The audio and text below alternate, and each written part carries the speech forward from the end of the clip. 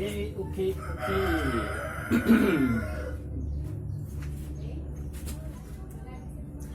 Good morning, YouTubers.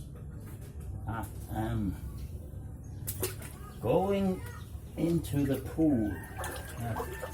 Fresh water in the pool. I don't know if you can see me properly there or if my head is cut off, but anyway, at least you can hear what I'm saying. So when I go to the pool, I like to be cool and to drink something cool. Okay, so let's jump into this. Hey, maybe I must lift up. Maybe I must lift up the screen a little bit higher, like this. Okay. So today is May 17. In Norwegian we say 17. Mai. Skål for 17. Mai. Cheers for 17. Mai. And the reason why May 17 is so important in our national identity, and the reason why thousands upon thousands everywhere, tens of thousands of Norwegians they get dressed very nicely, not like me here, and they get the flags. Many of them, they have what we call bunad, both males and females, but especially females. Bunad is the very classic, beautiful, how can I say, feast clothing. It's very expensive, and each area of Norway, they have their different style of bunad. It also has some silver on it and a nice purse. It's very, very beautiful. And so then in the morning, the kids will, from all the schools and even from some kindergartens maybe, they will gather and have a procession through the town or the city. I've never been in Oslo on May 17, but I saw it on the TV that the King of Norway and the Queen of Norway and their family, they will stand on the balcony of the castle, the royal castle, which is in downtown Oslo.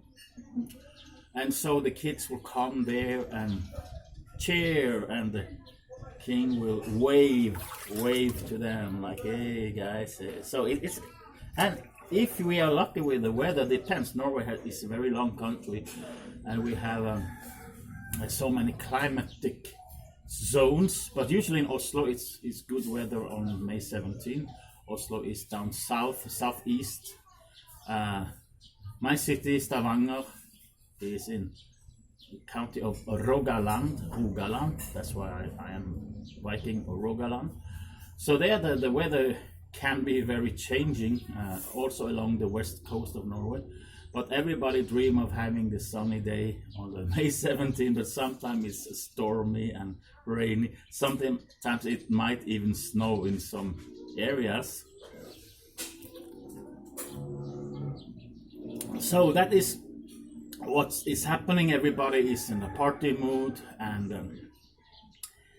then you have the senior high school. Well, I'm actually a bit confused about how you classify those guys, but when they are 16, they are done with the compulsory school, and so you're supposed to continue like vocational or what they call it before, in the old days they call it gymnasium, in French lycée. Okay, so from after you're done, you go to for 3 years, 2-3 years, in the, depending on if it's a vocational college or if it's ordinary theoretical college.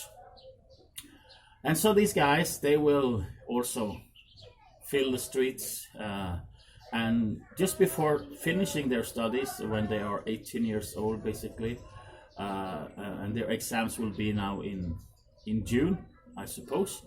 So this is like the end of their all the years in school. It's 10 years compulsory, and then 3 years they took voluntarily. So it's the big celebration. So they are dressed in some jump suits.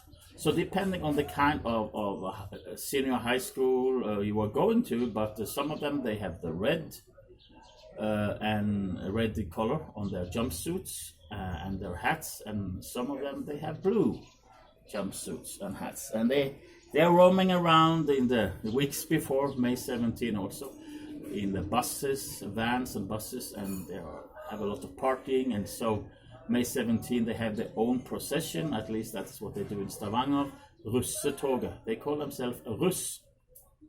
I'm not sure why, they are not Russians, huh? And then that is before they had some small fireworks, what do you call that one? China puffs, something like that. You throw it on the ground and poof, it says boom. But they have been outlawed for many years, those explosives.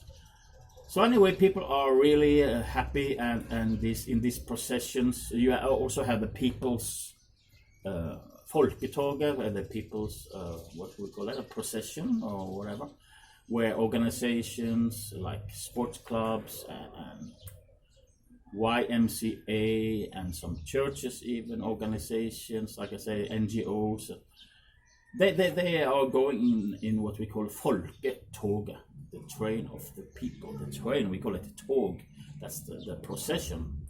Parade will be the real deal. So Sweden don't have the same kind of celebration, Denmark doesn't. It's quite unique in Norway.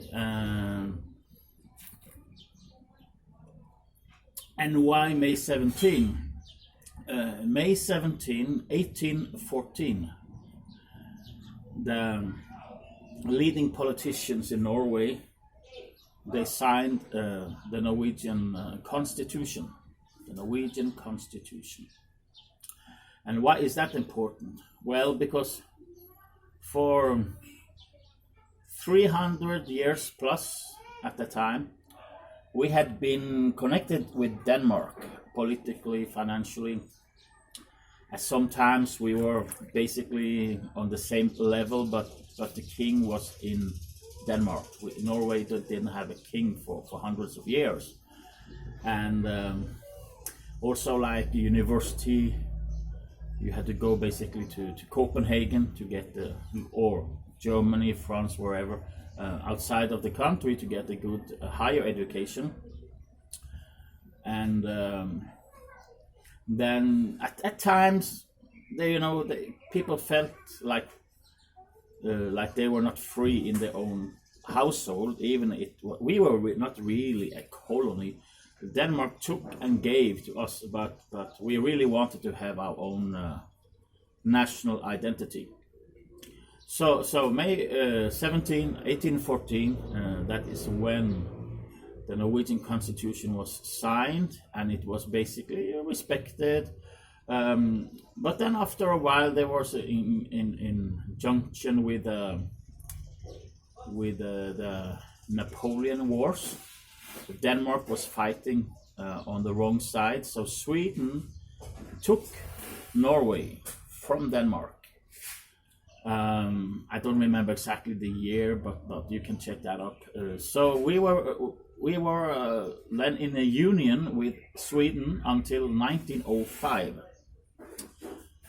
1905, then we finally got our own independency.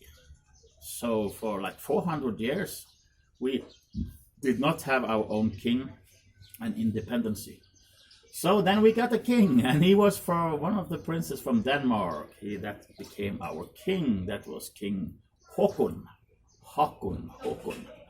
So then after that, his son Olav. I grew up with King Olav. I even had eye contact with him. He smiled at me because I was standing along the roadside when he and Queen Elizabeth of England, they visited Stavanger in the 70s. So our class were there, and yeah, I met the eyes of King Olav. He was a very beloved man, a very beloved king.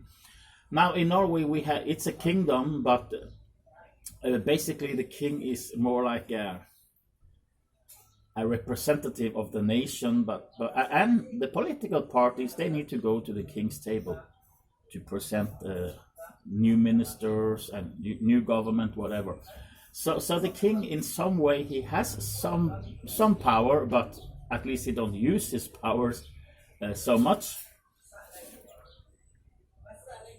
And then the son of Kong Olav is the present king, Kong Harald, and he married a non-royal woman, Sonja, Queen Sonja.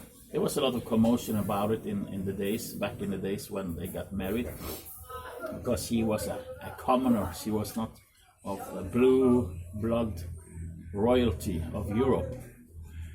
And then they have a couple of kids. They have the crown prince is Håkon Magnus. And then we have his sister, which is a princess, but she is a little bit controversial. But so what? She didn't choose to be a princess. Let her do whatever she wants. So we basically, we Norwegians, we love our nation. We love our royal family. But the sad thing is that our constitution is not being respected these days. For a long time it has not been respected. So it's like the politicians today, I wonder why do they celebrate May 17 if they don't love the constitution, if they don't love what was the foundation of Norway, which was the evangelical Christian faith. That is what it says in the constitution, that the religion of the kingdom is and shall be the evangelical Lutheran faith. And upon this faith, upon this tradition, the nation was built. And there were great revivals in the 1800s, late 1700s, 1800s, where thousands of ordinary poor people, working class people, farmers, whatever, they were evangelized basically by Hans Nielsen Hauge, who had a big awakening in 1795 when he was. It was time for the spring, to sow and work the fields. But then he got baptized in the Holy Spirit. He locked himself in a room, and he wrote a book which became a bestseller in Scandinavia. Very interesting book. It's called the Världens dårlighet, the foolishness of the world, where he attacked the religious systems and political systems. Very radical writing from a farmer's son. And then he was traveling basically by boat or on land by walking. He was evangelizing almost all of Norway. But the priests, they didn't like his activities, and since he had no theological exam from any university, they took up an old law that says that only if you are an ordained minister, you're ordained by the king and his representatives of the state church, only then are you allowed to preach. That was an old law that they had forgotten about, but they used it against Hans Nielsen Hauge. So he was jailed for so many times. That's why, unfortunately, he became quite sick, so he died quite young. But he laid the foundation of the real Christian Norway. And then there were some very hefty Lutheran priests that acted like missionaries, and they evangelized, and they really got the congregations going. That's why in Norway we have what we call prayer houses, because they didn't really like the church with the ceremonies and the priest there with his garments and all that stuff. So they basically had their own free churches. They call it prayer houses, which is still quite dominant today. But Norway is becoming atheistic, and that has been controlled by the government, who is controlling the school system. So, so the Christian religion was the basis, and the Bible was the basis for the school system in Norway. It was the church that started it because they wanted people to be able to read the Bible. Now they will be shocked if you read and believe in the Bible. So you see the way Norway is going. We had a socialist government basically since after the Second World War, and for a long while they wanted to get rid of the teaching of religion and Christianity in the school system, but they couldn't do it. So it's like you say, if you can't beat them, join them. So what they did, they made their own kind of teaching about the Bible and religion, which made Christianity and the Bible look so stupid that nobody wanted to be a Christian in the school. Oh, that is so uncool to be a Christian. So that is very sad. That is a fruit of the school system. So when you are celebrating, if you are celebrating May 17 as a Norwegian, think about what you are celebrating and why you are celebrating. Okay, thank you guys for your attention. I'm gonna continue here with my beer, and my dear, she cooked some food for me. I don't know if you can see it. Some pork rib. Yummy, yummy. Okay. Hooray for 17. Mai. Hurra for 17. Mai. Thank you guys.